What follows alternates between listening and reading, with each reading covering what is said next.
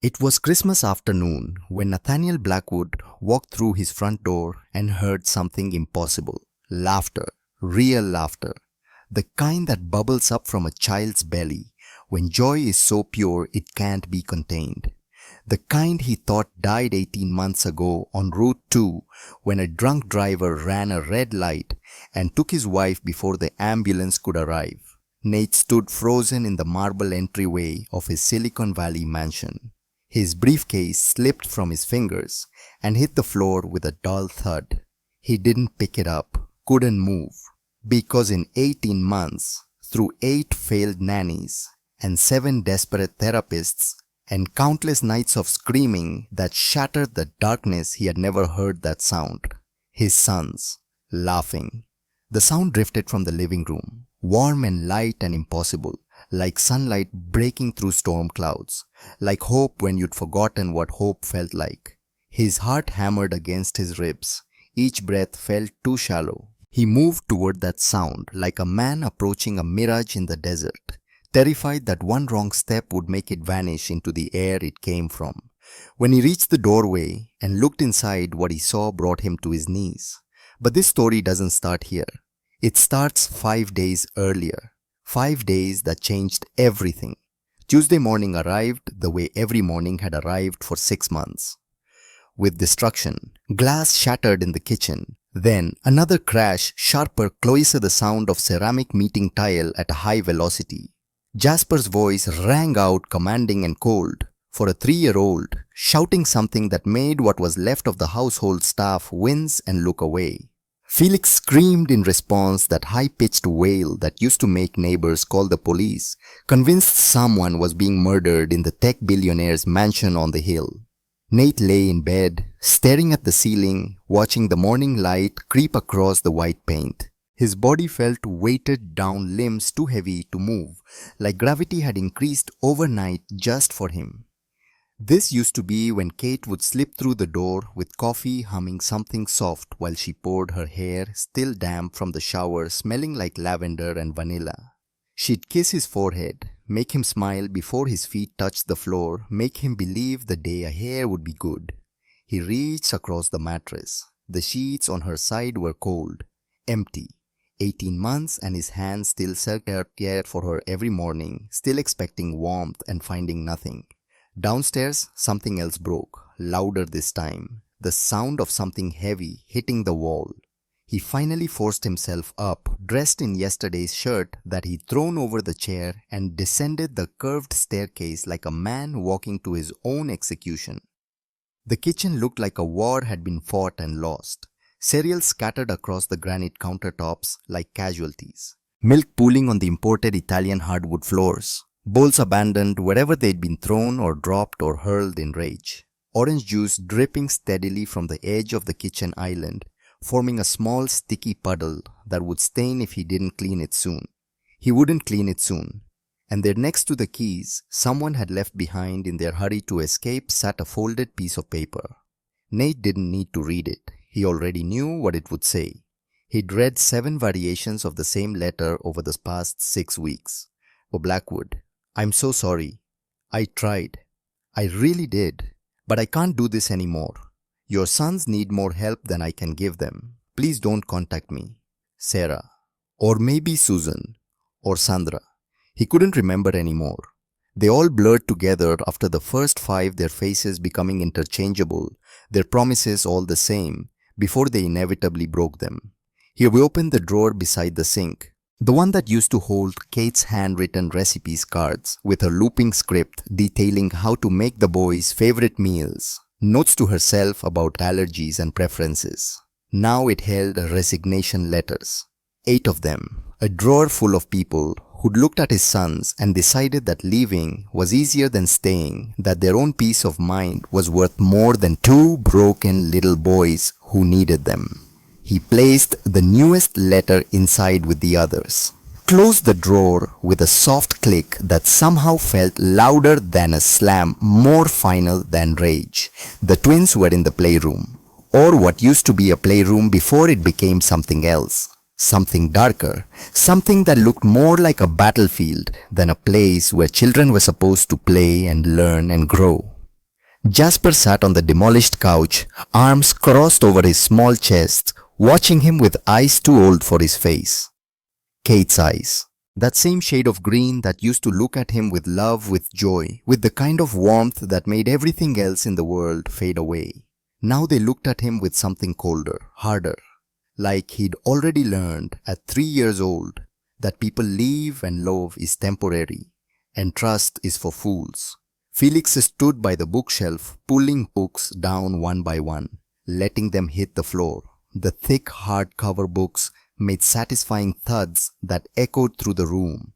The thin paperbacks just whispered as they fell.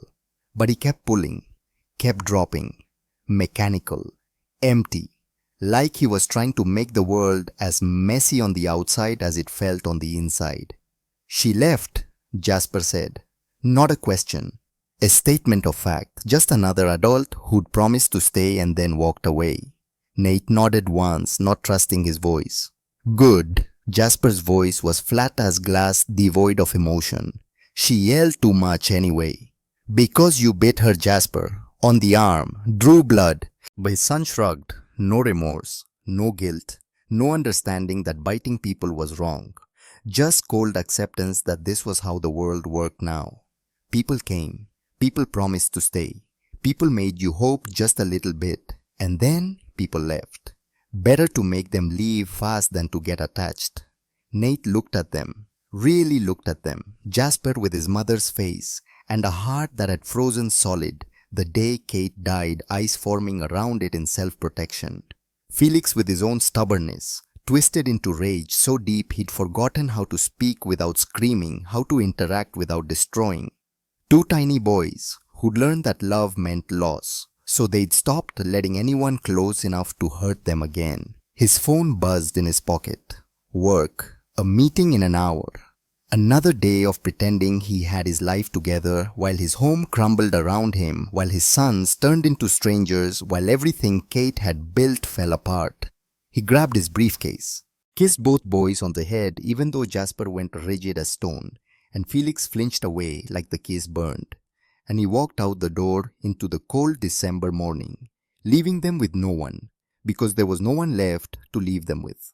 That evening, when Nate pulled into his circular driveway, Marcus Wilson was waiting, his assistant, 28 years old, efficient, loyal. The look on Marcus's face made Nate's stomach drop before he'd even put the car in park. Sir, the agency called. Nate's jaw tightened. He didn't get out of the car yet. Let me guess, no one else will take the job. We're officially blacklisted. Actually, they have someone. Marcus hesitated, shifting his weight from foot to foot. But she's different. Different. Code word for desperate. Code word for last resort. Code word for someone with no other options who was willing to walk into a nightmare for a paycheck. She's been working as a housekeeper for years. Marcus continued reading from his phone. No formal childcare training, no psychology degree, no certifications or credentials of any kind. Then why are they sending her? Nate finally got out of the car, grabbed his briefcase from the passenger seat. What's the point? Marcus looked down at the folder in his hands, manila and worn at the edges. She heard about your situation, asked specifically for this position, said she understands what your sons are going through. Nate almost laughed. It came out as a bitter exhale instead. Everyone thought they understood until they met Jasper and Felix. Until they saw what grief could do to children who were too young to process death and too aware not to feel every ounce of the loss. Until they spent one night listening to screaming that didn't stop watching destruction that had no purpose except to externalize pain. What's her name? Eleanor Thorne. Marcus handed over the folder. Nate opened it right there in the driveway, the December wind picking up around them. Standard application. Work history cleaning houses for wealthy families scattered throughout the Bay Area. References that called her reliable, trustworthy kind. Hardworking. Nothing special. Nothing that explained why someone with zero childcare experience would volunteer to walk into this particular disaster. Then Nate saw the photo clipped to the front page and something made him stop. Made him look closer. Her eyes. There was something in her eyes, something that looked like recognition, like she'd already seen the ending of a tragedy and lived through it.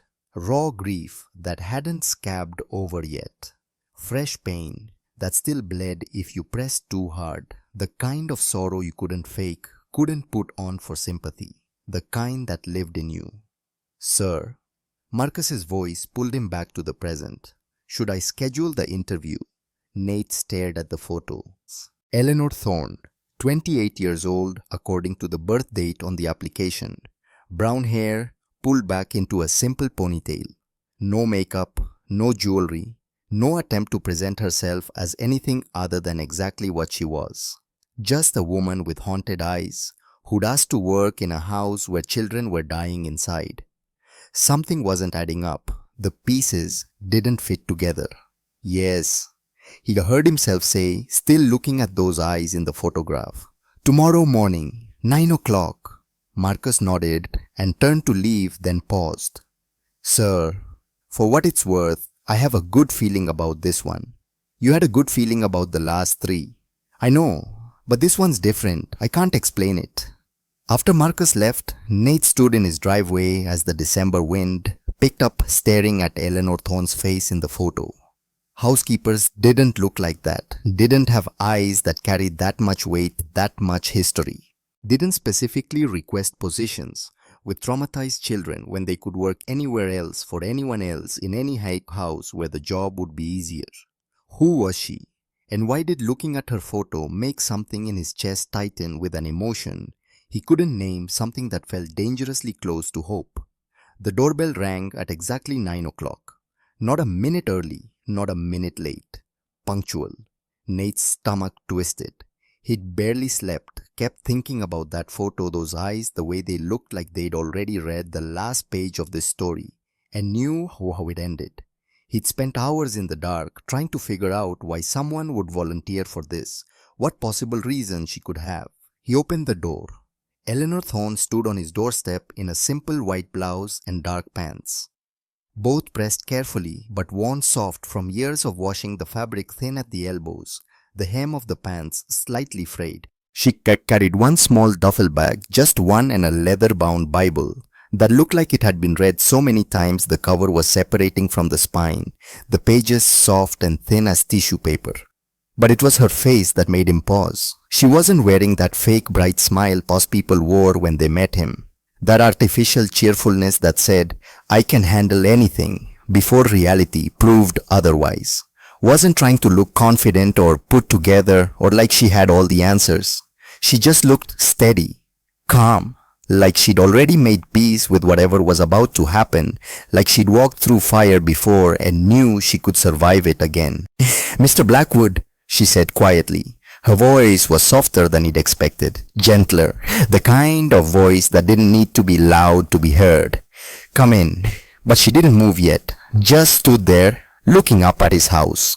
Her eyes moved across the windows, the door, the stone steps with their dusting of morning frost, the evergreen wreath someone had hung weeks ago that was starting to brown at the edges, taking it all in, really seeing it, not looking at the size or the cost or the prestige, looking at something else, something deeper. Then she closed her eyes. Nate watched, confused, as her lips began moving. No sound came out, just silent words, her mouth forming shapes he couldn't decipher. Her hand rose slowly and pressed flat against her chest right over her heart. Her shoulders lifted with a deep breath, held it, released it slowly, like she was centering herself for battle. She was praying, right there on his doorstep. In the cold December air that smelled like pine needles and coming snow and wood smoke from someone's fireplace. Praying before she even stepped inside, praying like she knew she'd need strength she didn't have on her own. He didn't know what to do, where to look. Most people didn't pray anymore, at least not in his world. Not in Silicon Valley, where God was algorithms and faith was measured in market caps and stock prices, where the only thing people believed in was data and disruption and making the impossible possible through sheer force of will and venture capital. After a long moment that felt like an hour, Eleanor opened her eyes and looked at him. really looked, not at his house or his wealth or his reputation or the tech empire he'd built from nothing, at him, at the man underneath the billionaire veneer, at the father who was failing, at the widower who was drowning. "I'm ready now," she said softly. She stepped inside.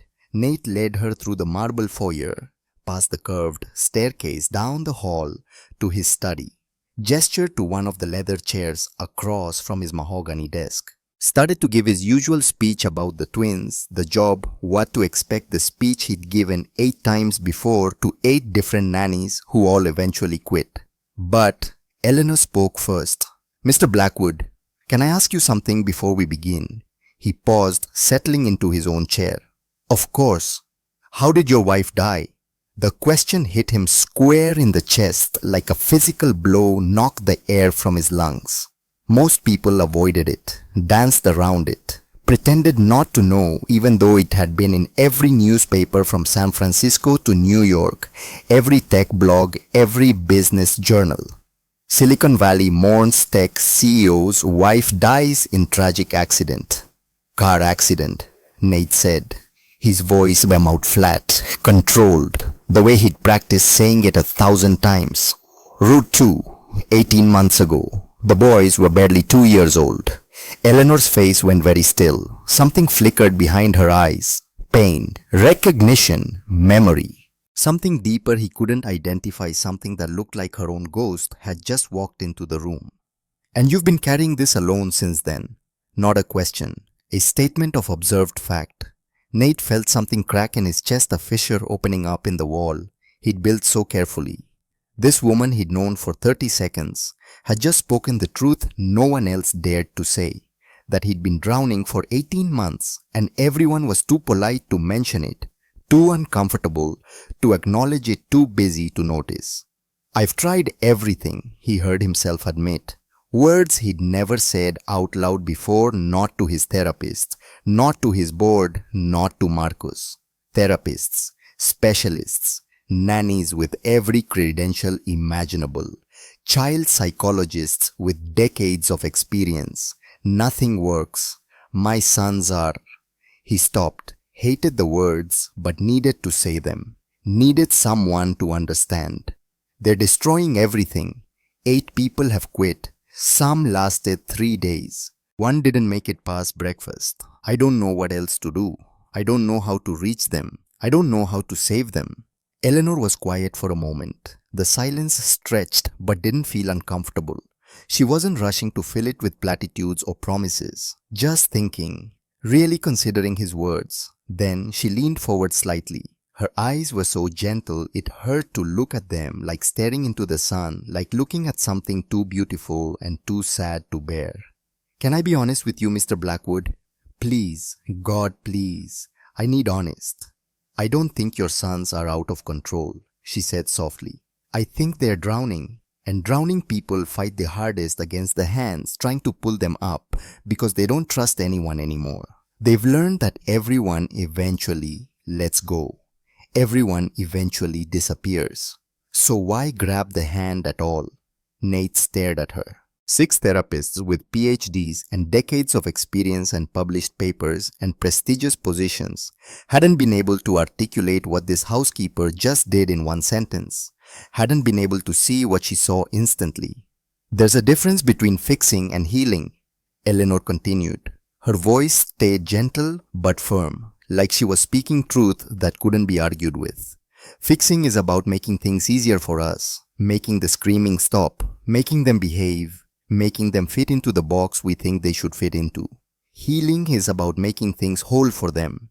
And whole takes time. It takes patience. It takes someone willing to sit in the pain with them instead of trying to make it disappear, trying to speed past it, trying to convince them they should be okay when they're not."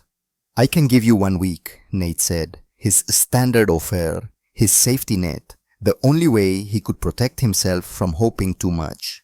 "To see if you can handle them," Eleanor smiled. But there was something sad in it, something that looked like she knew a secret he didn't like. She could see the future, and it made her heart hurt. "I don't need a week to know if I can handle them, Mr. Blackwood. I need a week to start earning their trust. That's all. Just the beginning.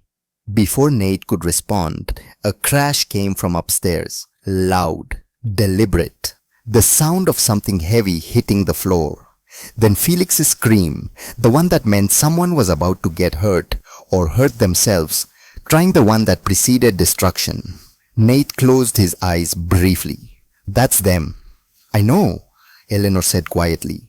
She stood, smoothed her blouse, picked up her worn Bible, and held it like it was armor against what was coming, like it was a shield that I could protect her. Should we go meet them? You don't want to run first? Nate asked, half joking, half dead serious. Half hoping she'd stay, and half expecting her to leave before she even started, before she saw how bad it really was. She looked at him with those haunted eyes, the ones that had kept him awake, wondering what she'd lost to make them look like that, what pain she carried that matched his own. Mr. Blackwood, she said softly, I didn't come here to run. I came here to stay. And there's something about the way she said it, like she wasn't just talking about the job, like she was talking about something bigger, something he couldn't see yet, something that felt like destiny or purpose, or the hand of God moving pieces into place, made his heart start hammering in his chest. Who was this woman? And why did it feel like she'd been waiting her whole life to walk through his door? They walked toward the noise together. Each step closer, the sounds got worse. Crashing, screaming, the thud of something being thrown against a wall. The kind of chaos that makes your chest tight and your hands shake and your flight response scream at you to turn around and run. The playroom door stood open. Nate stopped at the threshold. He'd witnessed this scene before, 8 times. But it never got easier, never got less painful, never stopped feeling like looking at the ruins of everything he and Kate had tried to build. The room looked like a battlefield in the aftermath of war. Toys scattered everywhere, some broken beyond repair, some just abandoned mid-destruction, stuffing pulled out of teddy bears, plastic action figures with missing limbs. Books torn apart, pages ripped out and crumpled into balls, the colorful illustrations that Kate had loved now just trash on the floor. Curtains pulled down from the windows, the rod bent at an unnatural angle. A lamp knocked over the ceramic base shattered into pieces. Crayon marks on the cream-colored walls, spelling words he didn't want his 3-year-olds to know. Angry words, words about death and hate and wanting mama back. And in the center of it all, his sons. Jasper stood in front arms, crossed over his little chest, chin lifted in defiance. 3 years old, but already a general commanding his army of one. Felix stood beside him, fists clenched at his sides, ready to fight anything that moved, ready to attack before he could be attacked. They'd done this before, knew exactly what they were doing, showing the new person what they were walking into, waiting for the shock, the fear, the moment when the adult's face changed from confidence to horror, when they realized they'd made a terrible mistake coming here, when they understood that these children were too broken to fix. But Eleanor didn't gasp, didn't step back, didn't look at Nate for help or guidance or permission to leave. She just walked into that destroyed playroom.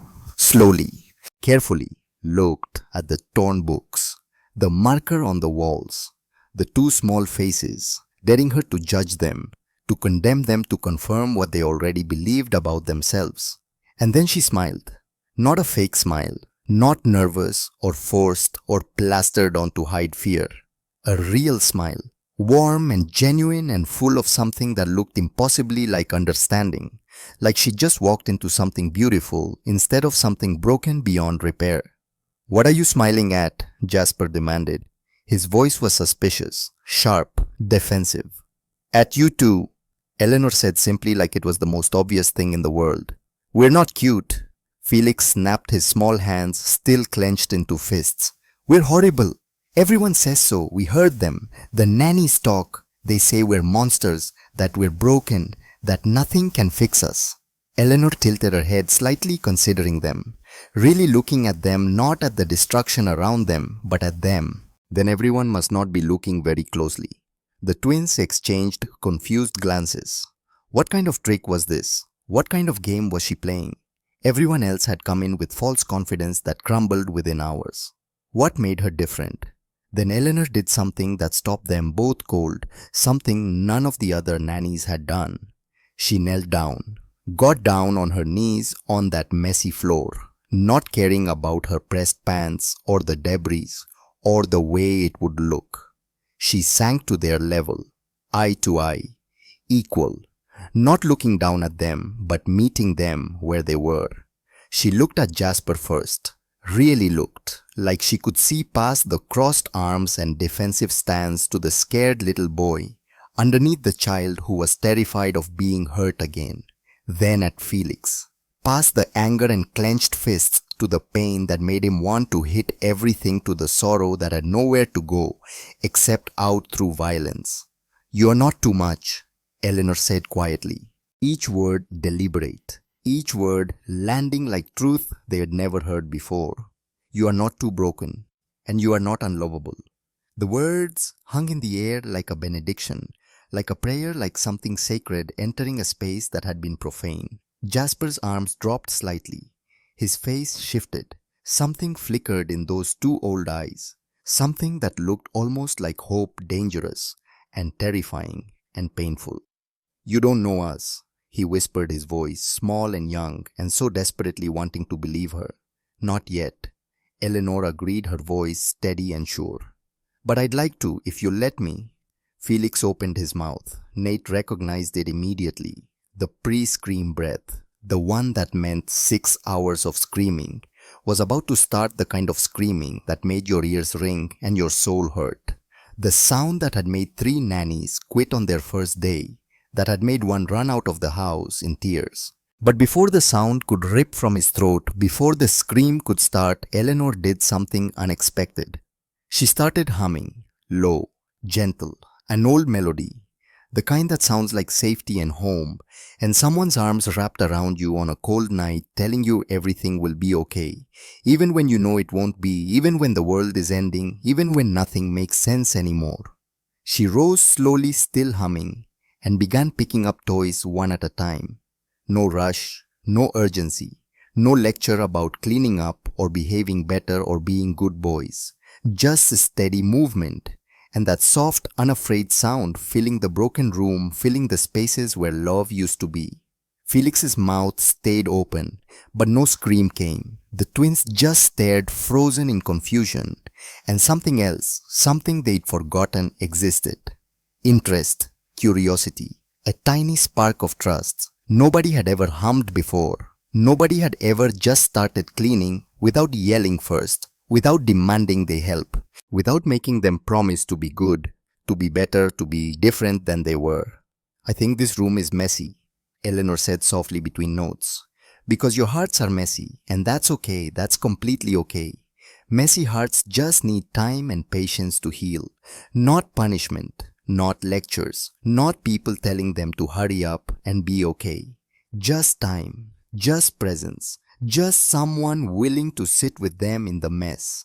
She picked up a stuffed lion, orange and worn, missing one ear from where Felix had torn it off in a rage a month ago. Felix's favorite since he was a baby.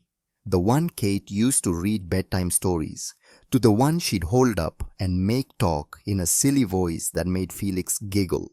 Eleanor set it gently on the shelf, handling it like it was precious, like it mattered. "You knew our mama?" Felix asked suddenly. His voice was small, different, not angry anymore, just confused and hopeful and scared all at once, like a door had cracked open in his heart and he wasn't sure if he should slam it shut again. Eleanor's hands stopped moving, just for a beat, too long. A hesitation that spoke volumes. "I knew a lot about her," Eleanor said carefully, not looking at Nate, not looking at the boys, just focusing on the lion like it was the most important thing in the world. She sounded like an amazing person, wonderful, special. Nate's chest tightened. Something was wrong with that sentence. Not, "I heard she was amazing," but she sounded like past tense, like Eleanor had actually heard Kate talk, like they'd had conversations, like they'd known each other. But that was impossible. He'd never met any of Kate's friends named Eleanor. Kate had talked about a best friend once called her Ellie. Said she lived back in Boston, studying for her doctorate in child psychology, but they'd never met. Kate said Ellie was too busy with school to visit California, too buried in research and coursework, and trying to finish her degree. Before Nate could process this, before he could ask the questions forming in his mind, Jasper walked over to Eleanor, slowly, cautiously, reached out with one small hand and touched the hem of her cardigan, testing, seeing if she was real or just another person who'd disappear like smoke. Eleanor looked down and smiled, soft, real. "Hi, buddy." Jasper didn't answer, just held on. Like Eleanor was an anchor in a storm he'd been drowning in for 18 months, like she was solid ground when everything else was quicksand. And Nate stood there in the doorway watching his son, who hadn't let anyone touch him since Kate died, who flinched away from hugs and kisses and any show of affection, holding on to a stranger's sweater like his life depended on it. Who was Eleanor Thorne? And how did she know anything about Kate that afternoon? Nate watched from the kitchen doorway. He should have been working, had 17 unread emails sitting in his inbox, 3 conference calls he'd missed, a board presentation due tomorrow that he hadn't even started, slides that needed to be created, numbers that needed to be analyzed. But he couldn't look away, couldn't stop watching. Eleanor sat cross-legged on the floor with the twins, not forcing anything, not trying to make them play or talk or be okay or act normal, just present, just there, being with them in whatever state they were in. Jasper had crawled into her lap without being asked, without permission, like it was the most natural thing in the world. Felix sat close, their shoulders touching his head, resting against Eleanor's arm. His body finally relaxed instead of coiled tight with tension. They weren't talking, just sitting together in the quiet. The kind of quiet that feels safe instead of empty, full instead of void, peaceful instead of lonely. Then Eleanor started humming again. That same melody from earlier, soft, steady, the notes drifting through the house like smoke, like incense, like something holy. And Nate's blood went cold. That song, that was Kate's song, the one she hummed while making breakfast, while folding laundry, while giving the boys their bath. The one she sang to them when they were babies, when they couldn't sleep, when they were scared, her voice soft in the darkness. The one that died with her on Route 2 18 months ago. The one Nate hadn't heard since the morning of the accident. How do you know that song? His voice came out sharper than he'd intended. Harder, louder. Eleanor's humming cut off mid-note like a record scratching. She turned and Nate saw something flash across her face. Fear, guilt, panic. The look of someone caught in a lie. She stopped, started again. "It's just an old song. My grandmother used to sing it to me when I was little." But her eyes told a different story. She was lying. He could see it in the way she wouldn't quite meet his gaze, in the way her hands trembled slightly, in the way her breath came faster. "Lots of people know it," Eleanor added. Her voice was too casual now, too light, too forced, overcompensating. The twins didn't seem to notice, but Nate did. He noticed everything. Had learned to read people in boardrooms and negotiations, had built a career on seeing what others missed. "Boys, why don't you go play in the other room for a bit?" Nate said, keeping his eyes locked on Eleanor, not letting her look away. Jasper looked up at him confused. "But we're being good. We're not yelling or breaking things." "I know, buddy, you're doing great. I just need to talk to Eleanor for a minute. Adult stuff." Felix stood reluctantly. Jasper followed, glancing back at Eleanor like he was afraid she might disappear if they looked away for too long, like she might be gone when they returned. When they were gone, when their footsteps faded down the hall, Nate stepped fully into the room, closed the distance between them. "That song," he said quietly, controlled, using every ounce of restraint he had. "That was my wife's song. She sang it every morning, every night before bed. Her mother taught it to her when she was a little girl. It's not in any book. It's not on any recording. It's not something you just happen to know. It's not something your grandmother would have randomly sung." "How do you know it?" Eleanor stood slowly. Her hands were shaking visibly now. Mr. Blackwood, don't lie to me again, please. His voice broke on the last word. I can't take another lie. Not about this, not about her. She looked at him for a long moment. Something in her face was breaking apart, crumbling, the careful mask slipping to reveal raw pain underneath. I told you the truth, she said softly. My grandmother did sing it to me when I was young, but that's not the only place I heard it. Nate's heart was pounding now, blood rushing in his ears. Where else? Eleanor opened her mouth, closed it, looked away toward the window, unable to hold his gaze. I can't. I'm not ready to. Did you know Kate? The question hung between them, like smoke, like the ghost of his wife hovering in the space between their bodies. Eleanor's eyes filled with tears. Sheila didn't answer, but her silence said everything. Confirmation in the absence of denial. Oh my God, Nate whispered, his voice barely audible. You knew her? Please. Eleanor's voice cracked completely, breaking like glass. I came here to help your sons. That's all that matters right now. That's the only thing that should matter. That's not all that matters. Nate's voice rose despite his best efforts to control it, despite knowing the boys might hear. You lied to me. You stood in my house and pretended you didn't know my wife when you... What? How did you know her? Were you friends? Did you work together? Were you... I can't tell you yet. Why not? Because if I do, you'll send me away. Her voice broke completely, tears streaming down her face now. And your sons need me, please. They need me. I can see it. They're starting to trust. Don't make me leave when they're just starting to open up. The words hit Nate like a physical blow, knocked the anger right out of him. She was right. God help him, she was right. The twins had let her in. In 6 hours, Eleanor had accomplished what 8 professionals with years of training and certifications and experience couldn't do in 6 weeks. But she'd lied, and he had no idea what else she was hiding, what other secrets she carried, what other connections she had to his dead wife. 1 week, Nate said. His voice was cold now, distant, professional, businesslike. You have 1 week, but when it's over, when that week is done, you're going to tell me everything. Do you understand? Every single thing. No more lies, no more evasions, everything. Eleanor nodded, unable to speak through her tears, her whole body shaking. Eleanor, who you are, how you knew Kate, why you're really here, what you're hiding, all of it. I will. I promise. I swear to God I will. Nate turned to walk away, but her voice stopped him at the door, made him pause with his hand on the frame.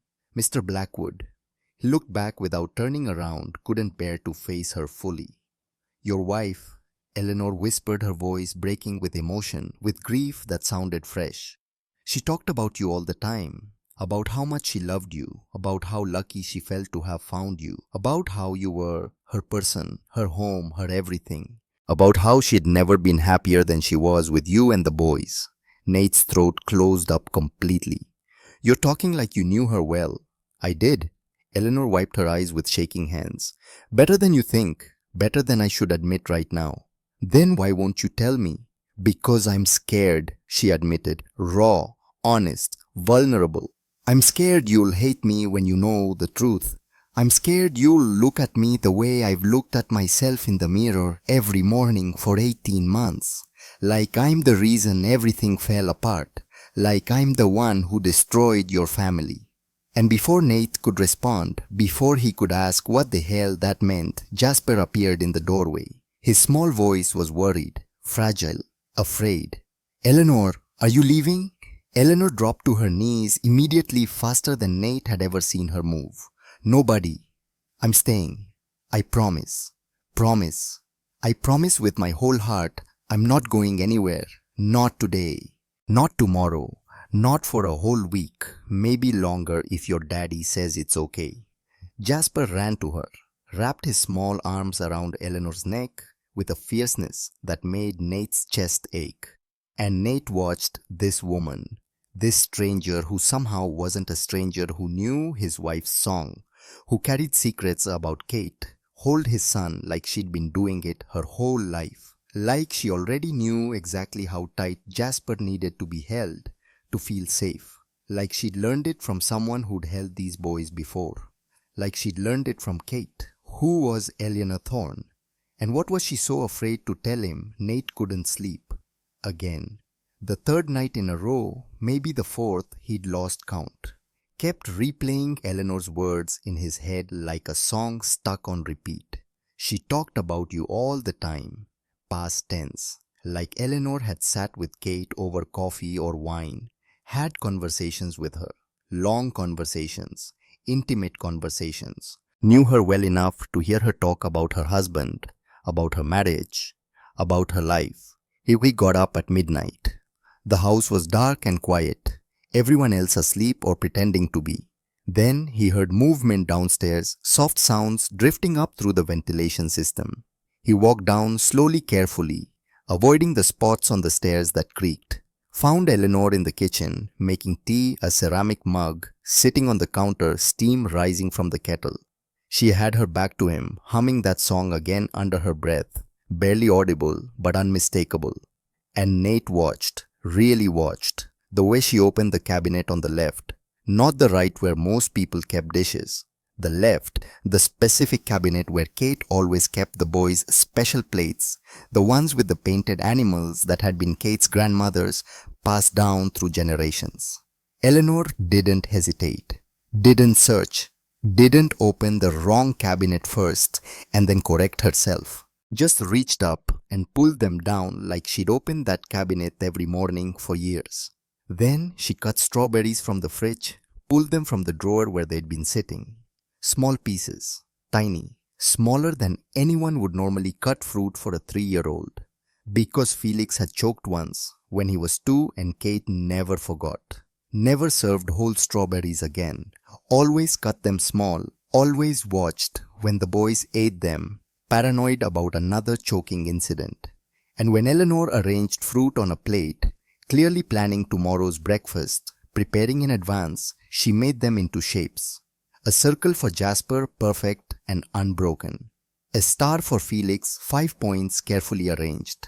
Because Jasper only ate food arranged in circles, some quirk of his mind that made disorder intolerable.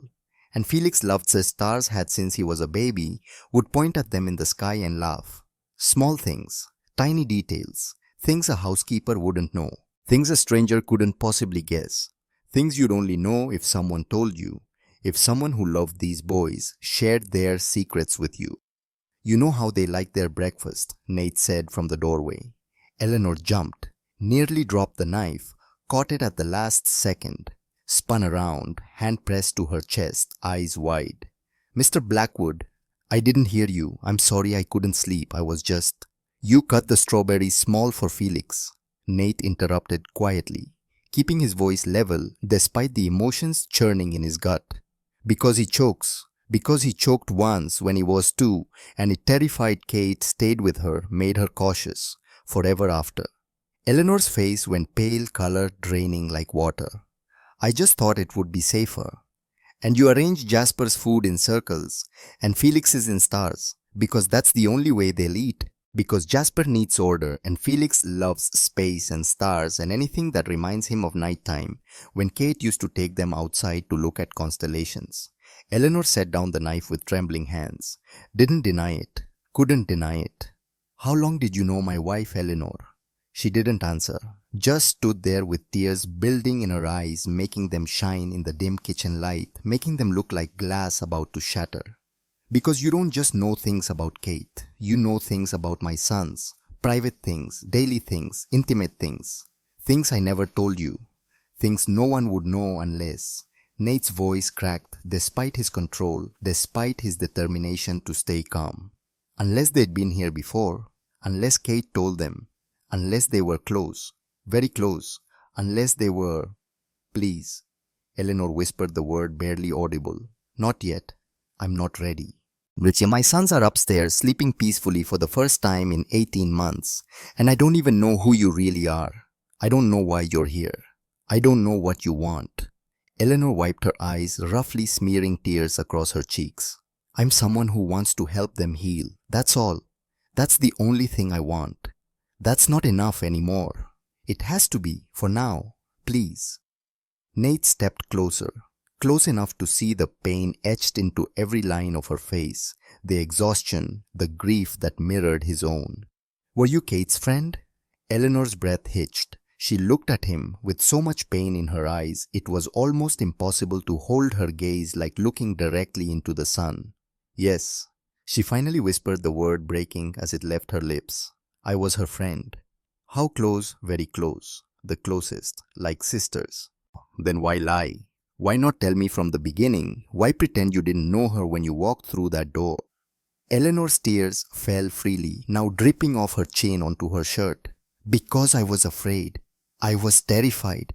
I was afraid you wouldn't let me stay if you knew. Afraid you'd blame me. Afraid you'd see me the way I see myself in the mirror every single morning when I wake up. Knew what? Nate pressed gently, his voice softening despite himself. Blame you? For what? She shook her head, unable to speak, her whole body trembling. Eleanor, I need more time, she said desperately, her voice rising with panic. Your sons are just starting to trust me, just starting to let me in. If I tell you everything now and you send me away, it will destroy them. They'll think I abandoned them too. They'll think everyone leaves. They'll think they were right all along about the world. Please, just a few more days. 3 more days. Nate knew she was right. Hated it that she was right. Hated that she had leverage, that she could use his son's healing as a bargaining chip, even if she didn't mean it that way. 3 more days, he said, his voice cold now, businessman, cold negotiation cold. Then you tell me everything, and I mean everything. No more half-truths, no more evasions, no more careful word choices. Everything. Eleanor nodded, unable to speak through her tears, her chest heaving with sobs she was trying to hold back. Nate turned to leave, but paused at the doorway. Didn't look back, just spoke into the quiet kitchen, into the space between them. Kate had a best friend. She called her Ellie. Talked about her sometimes, usually late at night when she couldn't sleep when she missed Boston. Said she was like a sister to her. Said they grew up together, went through everything together. But I never met her. Kate said Ellie was too busy with graduate school to visit California, too buried in research and dissertations, and trying to finish her degree. He heard Eleanor's sharp intake of breath, heard the sound of her sliding down to the floor, her back against the cabinet, heard her crying like someone who'd been holding it in for far too long, like a dam finally breaking, like 18 months of grief pouring out all at once. And Nate knew. He knew who she was, knew why she was here, knew what she was hiding. What he didn't know yet was why she'd stayed away for 18 months, and why she'd finally come back now. What had changed? What had finally brought her to his door? The morning broke, cold and grey clouds hanging low like a blanket, trying to smother the world. Nate woke with the feeling that something was about to break wide open, like standing on ice and hearing it crack beneath your feet. He found Eleanor in the kitchen already making coffee, the machine gurgling and steaming. Her eyes were red-rimmed, swollen. She'd clearly been crying both of the night, probably in her room, probably trying to be quiet so no one would hear.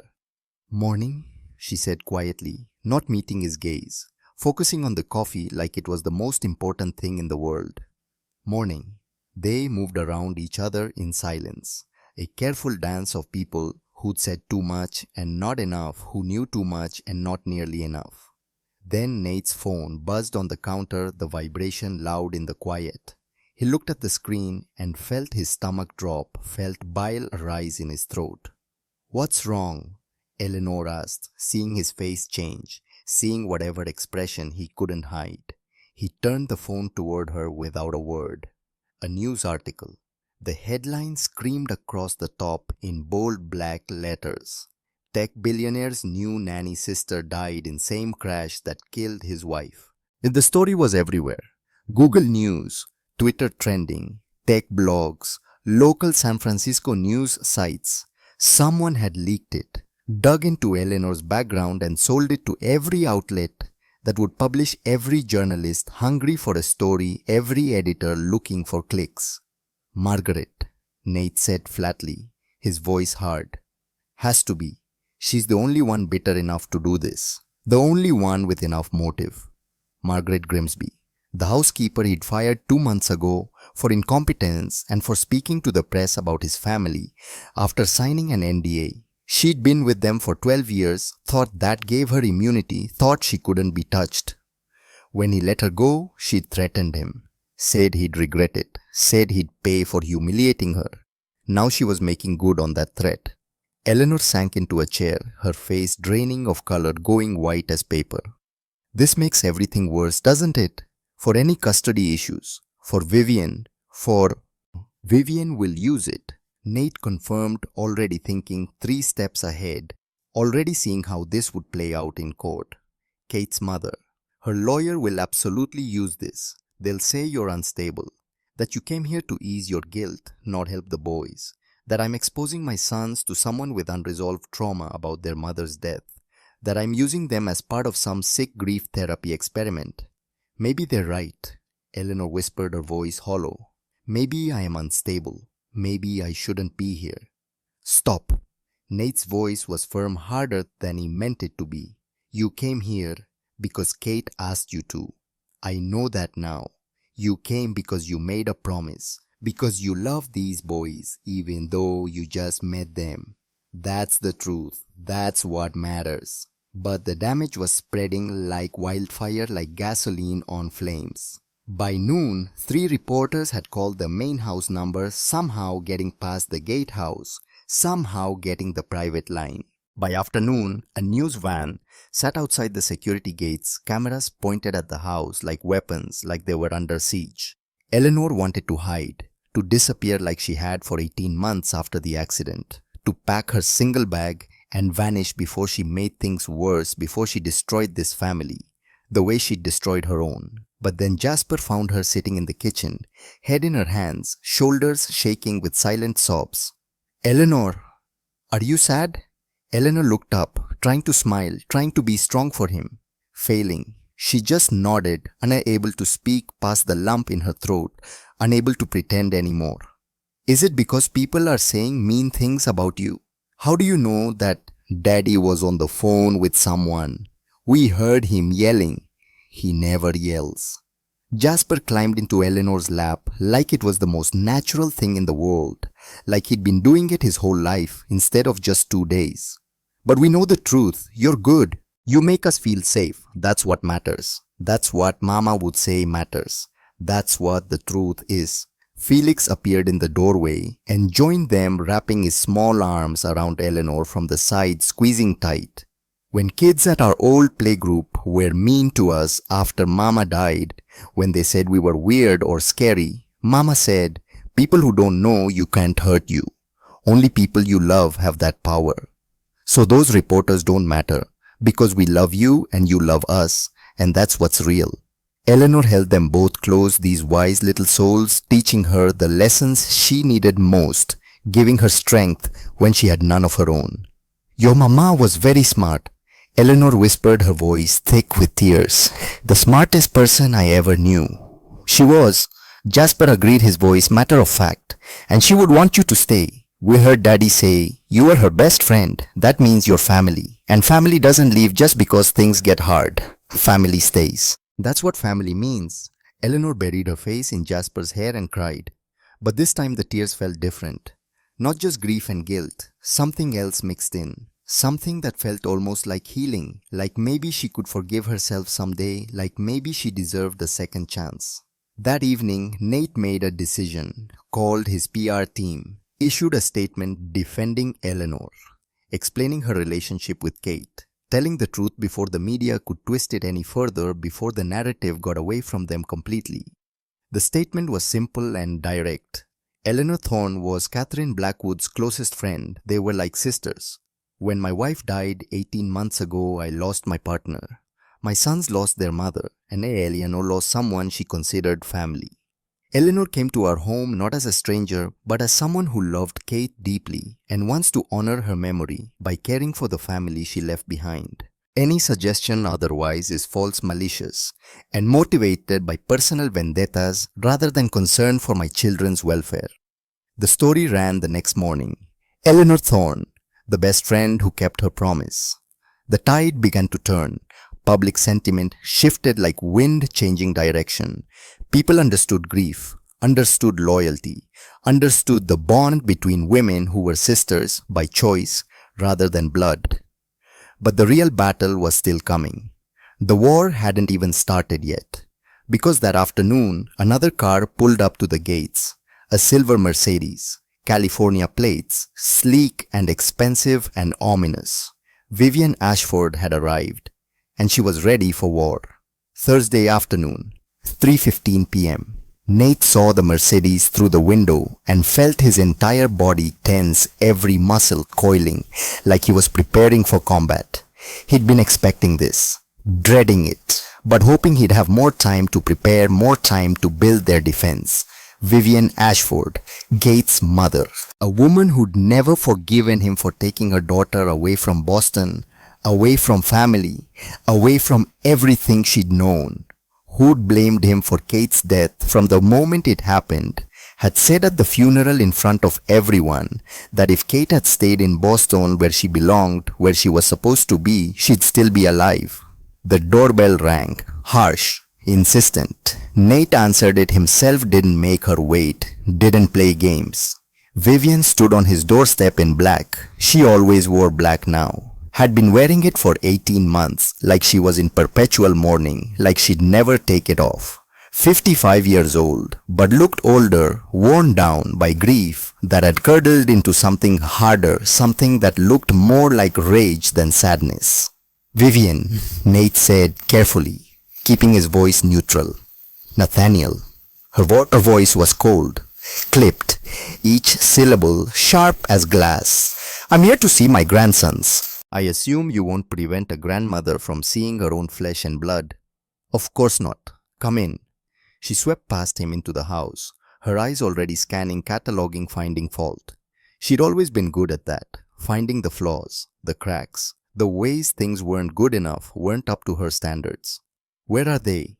In the living room, with Eleanor. Vivian's head snapped toward him, her neck rigid with tension. The woman from the news, the one whose sister died with my daughter, you actually let her watch my grandsons. Eleanor was Kate's best friend. She loves them. I know exactly who she is, Nathaniel. I remember her from the funeral, standing in the very back, too guilty to even approach the family, too ashamed to offer condolences. Vivian's voice shook with barely contained rage. And now she's here, in my daughter's home, living in my daughter's house, with my daughter's children. Before Nate could respond, before he could try to explain, Vivian marched toward the living room like a general going into battle. Eleanor was sitting on the floor with Jasper and Felix. They were building something with blocks, a tower maybe, or a house. All three of them were laughing at something Felix had said, some joke, only they understood. They looked up when Vivian entered. The laughter died instantly, like someone had flipped a switch. Boys, Vivian said, her voice softening only slightly, only barely. Come give your grandmother a hug. Come here right now. Jasper and Felix exchanged glances, some silent communication passing between them. Then, slowly, reluctantly, like they were walking toward punishment, they stood and walked over. Let Vivian hug them, wrap her arms around them tight.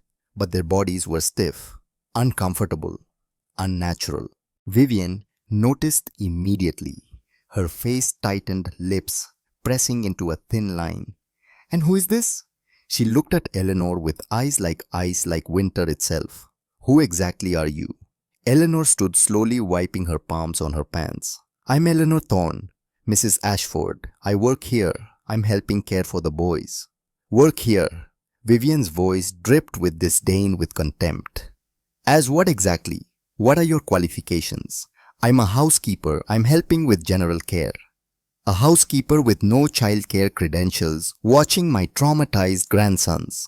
watching two little boys who've been through more pain than most adults experience in a lifetime. Vivian turned to Nate, her eyes blazing. Have you completely lost your mind? Has grief made you insane? Eleanor was Kate's best friend, Nate repeated, keeping his voice steady. She understands what the boys are going through. She understands grief. She understands loss. She understands. Vivian's voice rose echoing off the walls. She's the reason they're traumatized. Her sister called my daughter that day, asked for a ride home. And Kate, being too kind for her own good, being unable to say no to anyone, said yes. And that decision killed her. That one decision ended everything. Eleanor flinched like she'd been struck, like Vivian had hit her physically. Tears filled her eyes, but she didn't defend herself, didn't explain, didn't make excuses. Just stood there taking it, absorbing the blow, accepting the blame she'd been carrying for 18 months. I'm sorry. Eleanor whispered, her voice barely audible. I'm so sorry, Mrs. Ashford. I'm sorry every single day. Sorry. Vivian laughed, bitter and sharp as broken glass. Sorry doesn't bring my daughter back. Sorry doesn't give these children their mother. Sorry doesn't undo what you did. Sorry doesn't fix anything at all. Stop yelling at Eleanor, Jasper said suddenly, his small voice cutting through the tension like a knife. Clear, strong, protective. Vivian looked down at her grandson, surprised, shocked that he'd speak to her that way. Sweetheart, you don't understand. I do understand. Jasper said, his voice stronger now, fierce. You're being mean, and Eleanor is nice. She doesn't yell. She doesn't leave. She stays. That's what matters. That's what Mama would have wanted. Felix stepped up beside his brother, shoulder to shoulder, united front.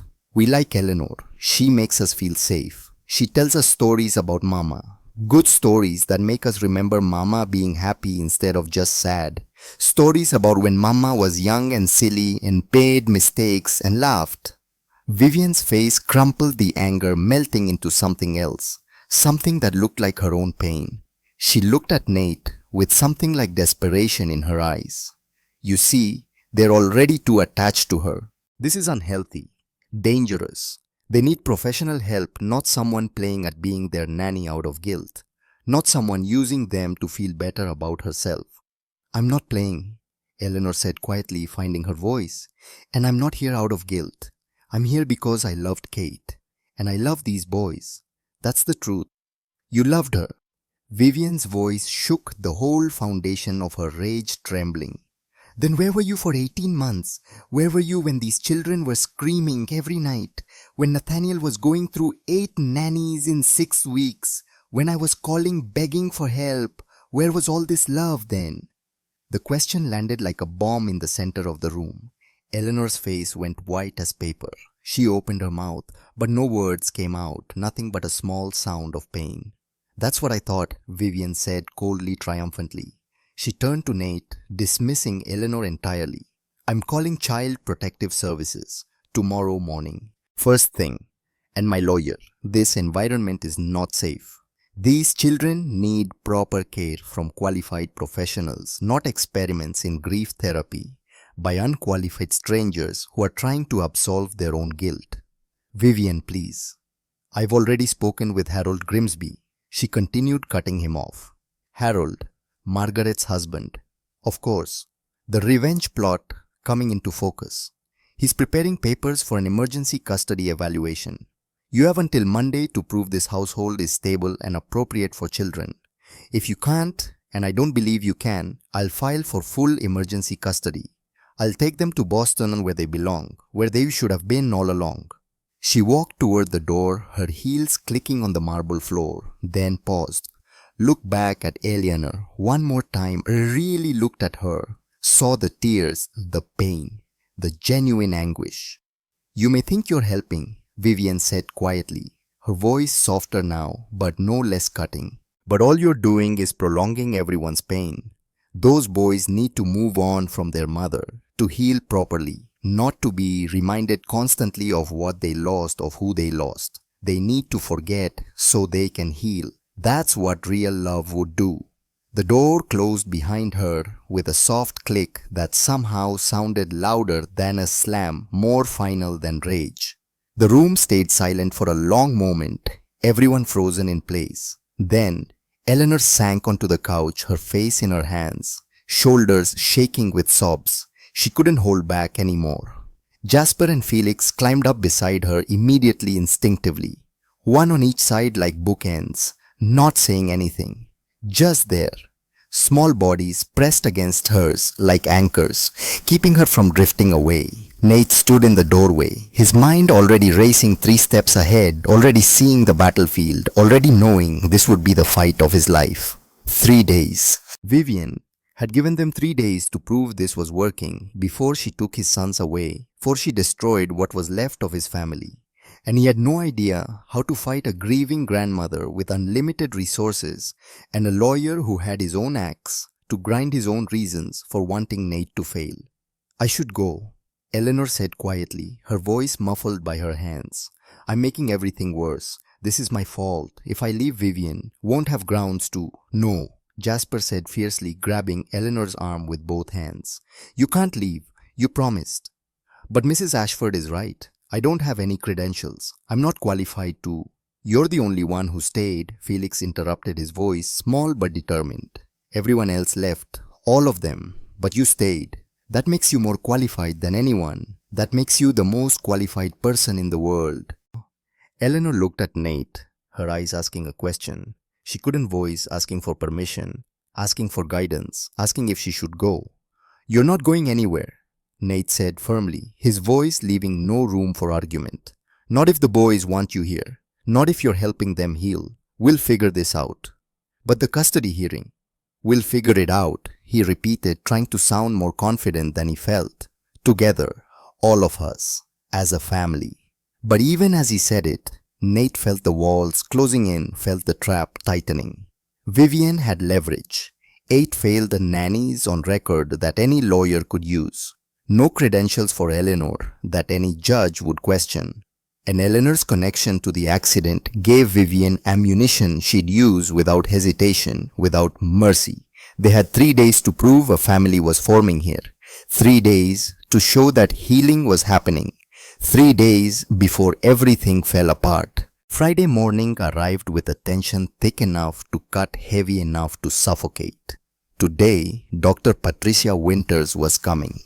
The child psychologist Vivian had hired to evaluate the household, to find every flaw, to build the case that would take Jasper and Felix away. Nate woke early, couldn't sleep past 5. Found Jasper and Felix standing in his bedroom doorway in the grey pre-dawn light, both wearing their small backpacks, both holding their favorite stuffed animals tied to their chests. His heart stopped, just stopped beating for several seconds. "Boys, what's going on? What are you doing?" Jasper's voice was calm, determined, too old for a 3-year-old, too wise, too aware. "We packed." "Packed for what? Where do you think you're going?" "If Dr. Winters says Eleanor has to leave, we're going with her. We already decided." The words hit Nate like a physical blow, like someone had punched him in the chest hard enough to crack ribs. "What no? You can't." "Yes, we can." Felix interrupted, his little face fierce, absolute, his jaw set in a way that reminded Nate of Kate. "Eleanor doesn't leave us, so we don't leave her. That's how it works. That's what family means." "We already decided," Jasper said, taking Felix's hand, fingers intertwining. "Family stays together. You taught us that, Daddy. When Mama died, you said family was the most important thing, that we stick together no matter what. So if you make Eleanor go, we go too." Nate looked at these 2-3-year-old boys, babies, toddlers who'd spent 18 months pushing everyone away, building walls so thick and so high nothing could penetrate them, attacking anyone who tried to get close. Now standing before him, backpacks on their small shoulders, stuffed animals, clutched tight, ready to leave everything they knew rather than lose the person who'd finally reached them, who'd finally broken through. It should have hurt. Should have felt like rejection. Should have felt like they were choosing her over him. But instead, Nate felt something else entirely coursing through him like electricity. Pride. pure overwhelming pride. His sons were finally fighting for someone, finally choosing to love instead of pushing love away, finally believing someone might actually stay, might actually be worth the risk of attachment. "Come here," he said softly, his voice thick with emotion. They climbed onto his bed, backpacks still on, not willing to take them off, not willing to trust yet. Stuffed animals clutched tight like shields. "I'm not letting Eleanor go," Nate said firmly, looking each of them in the eye. "I'm fighting for her to stay, fighting with everything I have. For all of us to stay together. Do you understand? Do you believe me?" "Promise," Jasper whispered, his voice small and scared and so desperate to believe.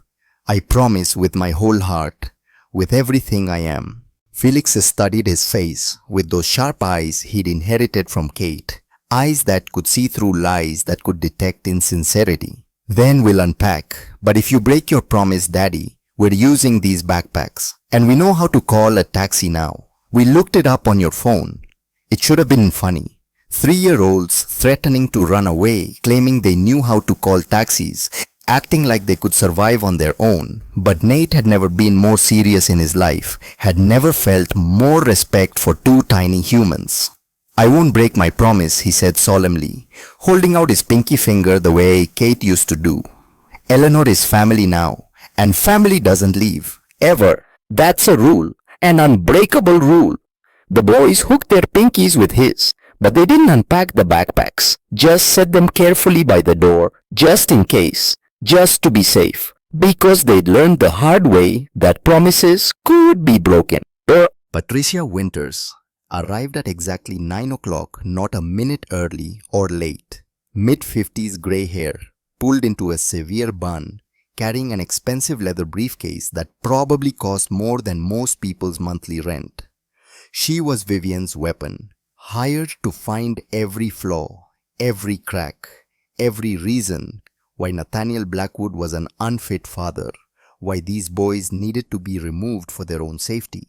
Eleanor answered the door, her hands shaking slightly. Nate heard their voices in the foyer. Professional, polite, the kind of politeness that hides knives, that precedes violence. "Mr. Blackwood," Dr. Winters said as she entered the study, as Nate stood from behind his desk. Her handshake was firm and cold, perfunctory. "Thank you for accommodating this evaluation on such short notice. I didn't have much choice, did I?" Her smile was thin as paper didn't reach her eyes. "No, I suppose you didn't." She pulled out forms and a recording device from her briefcase with practiced efficiency. "I'll need to speak with your sons, alone. It's a standard protocol for custody evaluations. Children often speak more freely without parental presence." Nate's jaw tightened, muscles jumping. "They're 3 years old, barely verbal. Old enough to express preferences, old enough to indicate whether they feel safe in their environment, old enough to show signs of neglect or abuse." Before Nate could respond, before he could object further, small footsteps sounded in the hallway like drum beats. Jasper appeared in the doorway, Felix right behind him, like a shadow. Both boys wore matching shirts Eleanor had helped them pick out clean and pressed. Their hair was brushed, faces washed.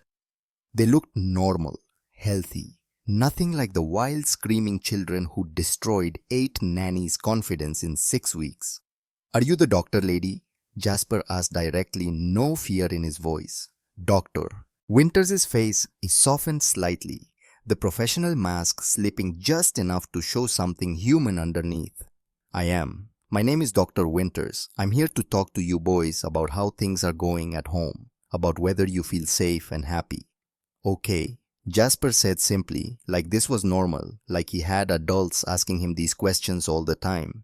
Then he did something that made Nate's heart stutter in his chest. He reached back and took Eleanor's hand, pulled her forward slightly. "Can Eleanor come too? She helps us talk about hard things." "I'm afraid I need to speak with you alone, sweetheart.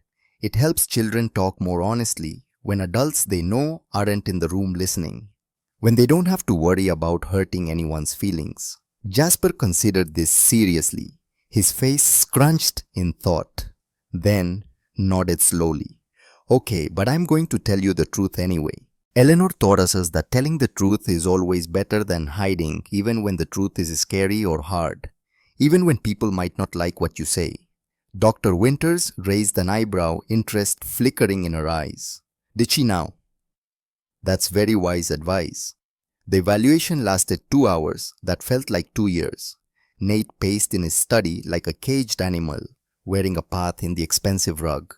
Eleanor sat in the kitchen, hands folded on the table, lips moving in silent prayer, her face pale as death. Neither of them knew what questions were being asked in that closed room.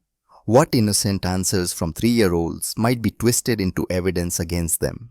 What words could be used as weapons. When Dr. Winters finally emerged, her face was unreadable, a professional mask back in place giving nothing away.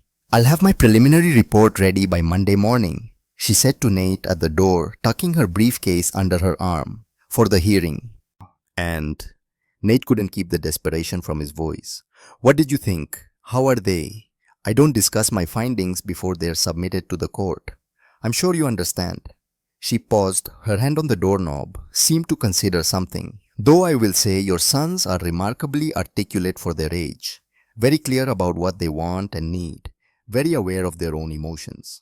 She left before Nate could ask what that meant, before he could probe for more information. Jasper and Felix came running out the moment the door closed, the moment her car pulled away. "We did good, Daddy," Felix announced, proudly bouncing on his toes. "What did she ask you? Can you tell me?" "Lots of things," Jasper said, ticking them off on his fingers.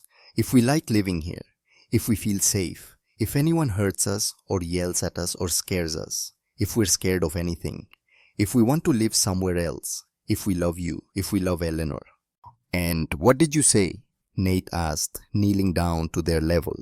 Jasper looked at him with those two old eyes that had seen too much, that carried too much weight. "The truth, that we love you, that Eleanor makes us feel safe, that we want to stay together as a family, that we don't want to live with Grandma Vivian because she cries when she looks at us and that makes us feel like we did something wrong just by existing, by looking like Mama." Nate pulled them both close, held them tight. Over their heads, over their small shoulders, he met Eleanor's eyes across the room. She looked terrified, looked like she was about to shatter into pieces. Because they both knew the truth that the boys didn't understand yet. What children want and what courts decide are often two very different things. Judges don't always listen to 3-year-olds, don't always believe that children know what's best for them. That evening the phone rang while they were trying to have dinner, trying to pretend everything was normal. Nate looked at the caller ID and felt ice form in his veins, spreading from his chest outward. "Vivian," he answered. "Put it on speaker so Eleanor could hear, so there would be no secrets." "Nathaniel." Vivian's voice was cold, triumphant, victory already in her tone. "Dr. Winters submitted her preliminary findings to Harold this afternoon, just as I expected." Nate's blood turned to ice, his hand gripping the phone so tight his knuckles went white. "What does it say?" "She's recommending a full custody evaluation, extended interviews over several weeks, home studies, psychological assessments for you and the children, complete investigation." Vivian paused for effect, let the words sink in like knives. "It means Monday's hearing is just the beginning. It means the court has serious concerns about your fitness as a parent. And it means you need to prepare yourself for the very real possibility that those boys deserve better than what you're currently providing." "Vivian." But the line was already dead, already silent. She'd said what she wanted to say. Nate stood there holding the phone, the dial tone buzzing in his ear, feeling the walls close in like a trash compactor. He'd built a tech empire from nothing, had taken companies public, negotiated billion-dollar deals, outmaneuvered competitors who tried to destroy him with everything they had. But he couldn't outmaneuver a grieving grandmother with unlimited resources and the court's sympathetic ear and a lawyer who wanted revenge. Eleanor found him an hour later, still standing in the same spot and staring at the wall, seeing nothing. "Nate," he turned slowly like moving through molasses. "She's going to win, Vivian. She's going to take them. I can see it happening and I can't stop it." "You don't know that, Doctor. Winters is recommending a full evaluation. That's not a good sign. That's not a everything's fine. That's a massive red flag waving in the judge's face. It means she found something. It means she has concerns. His voice started to crack the control, slipping. I'm going to lose them. I'm going to lose my sons because I couldn't figure out how to save them fast enough, couldn't fix them the way the world expects them to be fixed. Eleanor crossed the room in 3 strides, grabbed his arms with surprising strength, made him look at her, made him focus. Listen to me. Those boys upstairs, they're healing.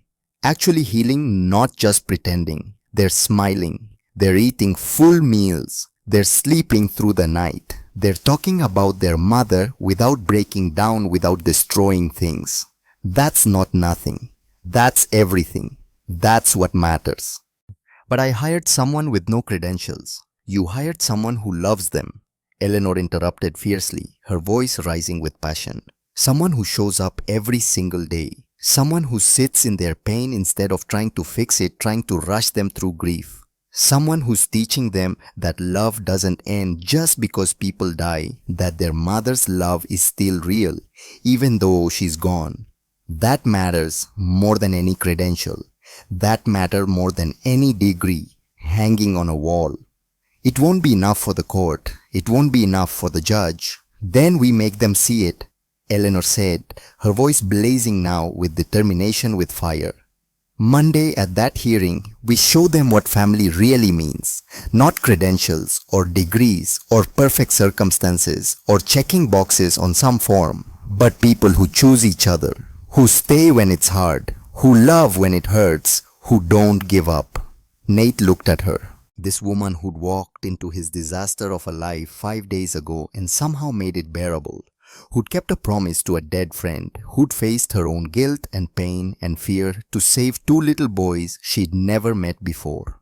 I don't want you to leave, he said quietly, the words coming from somewhere deep. After the hearing, whatever happens, I don't want you to leave. Can't imagine you leaving. Eleanor's breath caught her eyes going wide. What the boys need you, I need you. The words came out raw, honest, vulnerable, in a way he hadn't been since Kate died. You've become part of this family in 5 days. 5 days.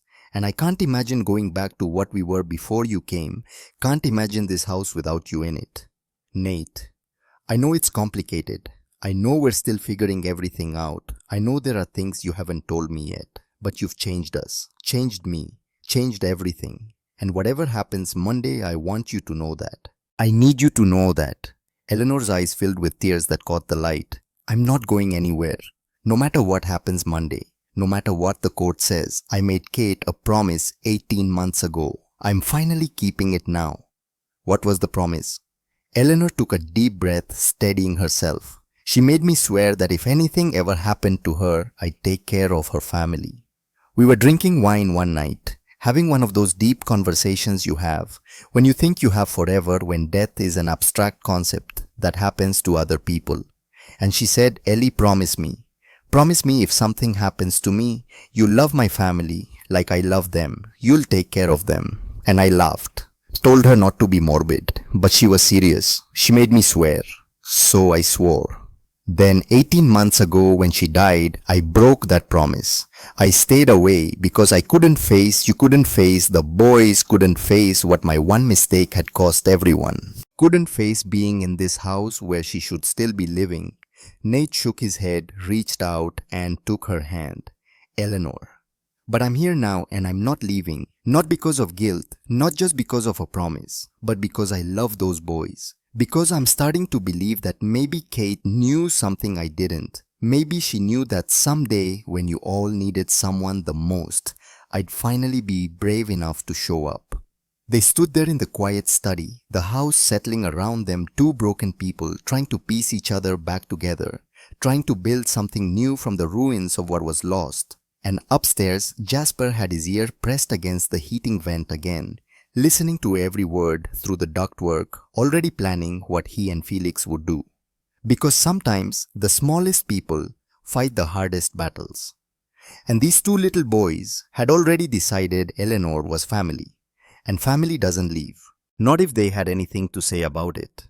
Saturday arrived quiet and cold the day before Christmas. The day before everything would change one way or another. The last day of peace before the storm. The boys want to decorate the tree today, Eleanor said softly over morning coffee steam rising between them. I found the Christmas boxes in the garage last night.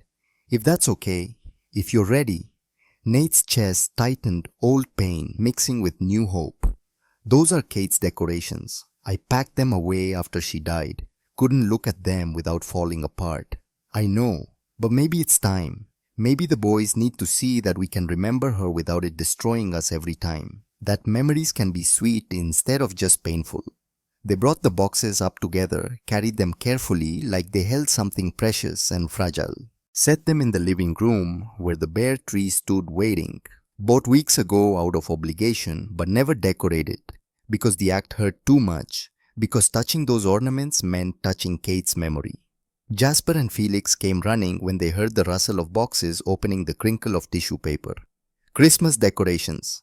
Felix clapped his hands, actually smiling, his face bright.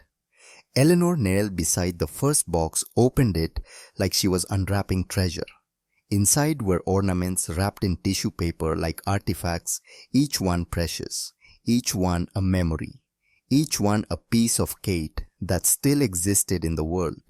This one, Eleanor said softly, pulling out a glass angel with the delicate gold wings that caught the light. Your mama bought the year you were born. She told me she hung it on the tree and prayed you'd always have angels watching over you, protecting you from harm. Jasper reached for it with gentle, reverent hands, like he understood it was sacred. Really, she prayed for us. Every single day, multiple times a day, she prayed for you before you were born and after and always. What about this one? Felix held up a wooden star, slightly crooked, clearly handmade, with paint that had dripped in places. That one your mama made herself when she was pregnant with you. See the wobbly edges, the paint marks. She said it wasn't perfect, but that's what made it special. She said perfect things don't need love. Imperfect things do. Broken things need love most of all. They spent the afternoon decorating together, the four of them working as a unit. Eleanor told stories about each ornament, some she knew from years of friendship with Kate, from hours of talking and sharing and being like sisters. Others she guessed at, invented, made the boys laugh with silly voices and imagined scenarios that might or might not be true. When they finished, the tree wasn't perfect. Ornaments clustered in some places where small hands could reach, sparse in others up high. The star sat slightly crooked on top because Felix had insisted on placing it himself, and Nate had lifted him just high enough to reach his small hands, shaking with the weight and importance of it. But it was the most beautiful thing Nate had seen in 18 months, because it was made with love, and love doesn't need to be perfect. That evening, after the boys were finally asleep after stories and songs and promises that Eleanor would still be there in the morning, Nate and Eleanor stood by the window watching snow begin to fall. Fat flakes drifting down like peace, like grace, like forgiveness. Tomorrow's Christmas, Eleanor said quietly, her breath fogging the glass. And Monday's the hearing that decides everything. Are you scared? Terrified? More scared than I've ever been of anything. Me too. Eleanor's reflection in the window showed tears tracking down her cheeks. I'm scared I've made everything worse instead of better. That coming here brought more pain than healing. That I should have stayed away. You saved us, Nate said firmly, turning to look at her directly instead of through glass. Don't you see that? Can't you see what you've done? 5 days ago, this house was a tomb, a mausoleum, a place where 3 people existed but didn't live. Now it's a home again. It's alive. 5 days isn't very long, maybe not long enough. Sometimes 5 days is enough to change everything. Sometimes 5 days is a lifetime. They stood in comfortable silence, the kind of silence that happens between people who understand each other without words. Snow falling outside. The crooked tree glowing softly behind them, casting warm light and long shadows. 2 broken people, learning that wholeness doesn't mean the cracks disappear, doesn't mean you go back to what you were before. It means you learn to live with the cracks, Learn to let light shine through them. Learn to make something new from the pieces. Kate would have liked you here, Nate said suddenly, the words surprising even him. With us, with the boys and me. She wouldn't have wanted us to be alone forever to stop living because she stopped living. She had too much love in her heart for that. Eleanor's tears fell harder, her shoulders shaking. How do you know? How can you be sure? Because I knew my wife. Knew her heart. She loved too big, too much, too completely to want her death to be the end of everyone else's life. She'd want the boys to have someone who understood them, who could teach them that their mother's love didn't die with her, that it just found new hands to hold them with, new arms to keep them safe. He reached out slowly, carefully, giving her time to pull away, took Eleanor's hand. She didn't pull away, laced her fingers through his. Thank you, he whispered. For coming home, for being brave enough to walk through that door. Eleanor leaned her head on his shoulder, a gesture that felt natural and right, and like something they'd been doing for years instead of days. And they stood there, two people who'd lost everything, learning that sometimes the greatest gifts come wrapped in the most unlikely packages, come when you've stopped hoping, come from directions you'd never think to look. Monday morning arrived too fast, time moving at impossible speed. The day of reckoning. Nate, dressed in his best suit, the navy one Kate always said made him look trustworthy, made him look like someone you'd want running your company or raising your children. Eleanor wore a simple navy dress she'd borrowed from a neighbor because all she owned were work clothes and one outfit for church. The boys stayed home with a temporary sitter that Marcus had vetted, thoroughly protected from what was about to happen in that courtroom, shielded from the adult war being waged over their future. The San Francisco family court building was cold and sterile, designed to be intimidating. Fluorescent lights that made everyone look sick like they were already dying. Hard benches designed to make you uncomfortable, to make waiting agonizing. The smell of old coffee, an older desperation, hanging in the air like fog. Vivian sat on the opposite side of the courtroom with Harold Grimsby, Margaret's husband, her weapon of revenge. She wore black, always black, her face set like stone. Margaret sat directly behind them, smug and satisfied, waiting to watch the man who'd fired her lose everything. Judge Catherine Morrison entered. 50-something with kind eyes that had seen too many broken families, too many children caught in adult wars, too many people using children as weapons against each other. This is a preliminary custody hearing, Judge Morrison began. Mrs. Vivian Ashford is petitioning for emergency custody. We'll hear from both parties. But Grimsby, Harold stood smoothly, confidently, began his case like he was prosecuting a capital crime. Like Nate was a danger to society. He presented evidence, methodically building his case brick by brick. The 8 resignation letters from nannies, each one more damning than the last. Written testimony from 3 of them, detailing the boys' violent behavior, biting, screaming, destroying property, making their lives hell. Photos of the destroyed playroom, the broken furniture, the crayon on walls, the chaos that looked like neglect. Then Margaret took the stand, lying through her teeth with practiced ease. I worked for Mr. Blackwood for 12 years, she said, dabbing her eyes with a tissue for effect. I loved those boys like they were my own grandchildren. But after Mrs. Blackwood died, everything fell apart. Bill Blackwood works 80, sometimes 90 hours a week. The children were left with strangers who couldn't control them, who were terrified of them. It broke my heart to witness their suffering. Dr. Winters testified next, her words clinical and devastating. The children are currently well adjusted and bonded. However, Miss Thorne has no credentials. The rapid attachment raises significant concerns about appropriate boundaries and professional distance. Additionally, Miss Thorne has unresolved trauma related to Mrs. Blackwood's death. Harold smiled like a shark. We request custody be transferred to Mrs. Ashford pending comprehensive evaluation. Judge Morrison looked at Nate. Your defense. James Holloway stood, called Nate first. 5 days ago, my sons were destroying everything, Nate said.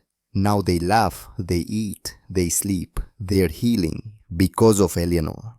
But she has no credentials. Neither does love. And love is what they needed most. James called Eleanor. Harold attacked immediately. What are your qualifications? I don't have any formal qualifications. Then what makes you qualified to care for traumatized children? Because I understand grief. I know what it's like to lose everything. Because your sister died with Mrs. Blackwood. Yes, Eleanor said quietly. My sister Juliet was 16. Catherine was driving her home from dance class. I was supposed to pick her up, but I was late, working on my dissertation. Catherine offered to drive her, and at 5:40 p.m. a drunk driver ran a red light. They both died instantly, and I've lived every day since knowing that if I'd been on time, they'd both still be alive. The courtroom was silent. So when I heard Jasper and Felix were suffering, I knew I had to come, not to fix them, but because I understand what they're feeling. She looked at Vivian. Mrs. Ashford, you lost your daughter. I know that pain, but taking these boys from their father won't bring her back. Vivian was crying. Judge Morrison called the boys in. Jasper and Felix walked in, holding hands so small in that big room. Boys, do you know why you're here? Jasper nodded. Grandma Vivian wants us to live with her. How do you feel about that? We don't want to, Felix said. We love Grandma, but she cries when she looks at us. It makes us feel bad. Daddy and Eleanor make us remember Mama in happy ways, Jasper added. Eleanor says love doesn't die. It just finds new ways to stay. Jasper walked to Vivian, put his hand on her knee. Grandma, please don't take us from Daddy. Mama wouldn't want that. Vivian broke, hugging him tight. After recess, Harold tried again. But James had emails showing Margaret's conspiracy. Judge Morrison's face darkened. Mrs. and Mr. Grimsby, you're in contempt. I'm referring you to the state bar. She looked at Nate. Full custody remains with you. Beatrice Ashford has visitation twice monthly. Miss Thorne's role is approved pending background check. The gavel came down. Case closed. It was over. Outside, Vivian approached. I'm sorry. I just wanted to protect them. You can still see them, Nate said gently. Vivian hugged Eleanor. Will you tell them stories about her? Every day, Eleanor promised. Christmas afternoon, the moment that started this story, Nate walked through his door and heard laughter, real laughter. He stood in the doorway. Eleanor sat on the floor with Jasper and Felix, decorating, telling stories, laughing, pure joy. Jasper saw him. Daddy ran to him. Nate dropped to his knees, pulled them close, cried from happiness. That evening they visited Kate's grave, brought flowers. Hi Mama, Jasper said. We brought Eleanor. She's taking care of us. Eleanor added white roses.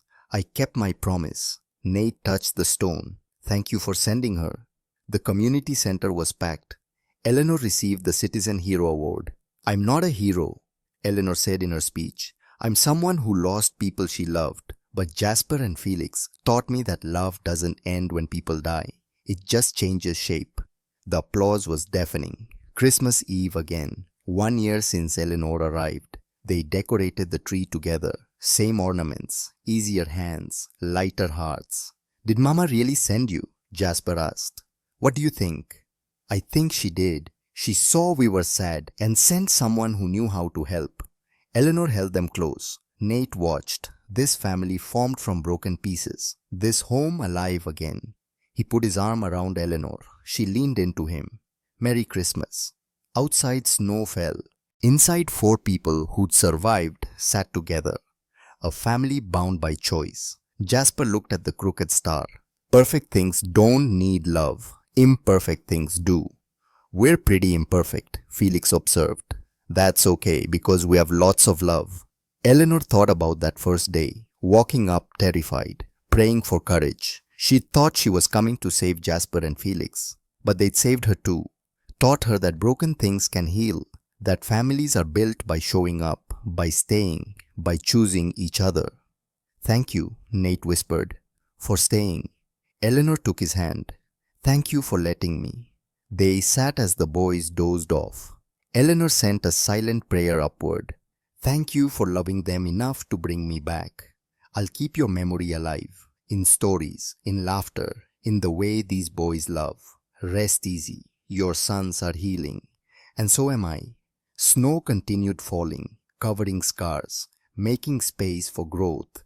Inside four hearts beat in rhythm. Four people learning to be whole again. Not perfect, but together. Healing, loving. A family. And sometimes that's all the miracle you need. The lawyer's office was quiet. Nate sat beside Eleanor, hands intertwined. Everything is finalized, James said. As of today, Eleanor Ashford Thorne is the legal adoptive mother of Jasper and Felix Blackwood. Eleanor's hand flew to her mouth, tears spilled. Ashford, she whispered. But the judge allowed it, Nate explained. So the boys carry both legacies, Kate's and yours. That evening they told the boys. So Eleanor is officially our mom now, Jasper asked. If you want me to be, Eleanor said. I'll never replace your first mama, but I can be your second mama. Felix thought about it. Can we call you mommy like mommy but different? Eleanor laughed through tears. I would love that. That night, Nate and Eleanor stood on the porch. I never thought I'd love again, Nate admitted, after Kate. Udait, and now? Now I know love doesn't replace love. It adds to it. He kissed her softly. Kate knew, Eleanor said. She knew we'd find each other. Inside, Jasper woke briefly, looked out at his parents. Mommy and Daddy are happy, he whispered to Felix. Good, Mama would want them happy. And somewhere somehow Kate smiled too. Her sons were loved. Her husband had healed. Her best friend had found peace. Love hadn't ended when she died. It had just changed shape, just like she'd always known it would.